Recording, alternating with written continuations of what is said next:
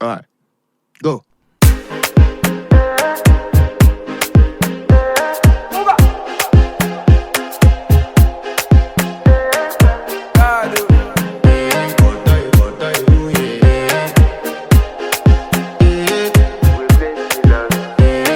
To flex my love, I want to impress, and I want to carry my love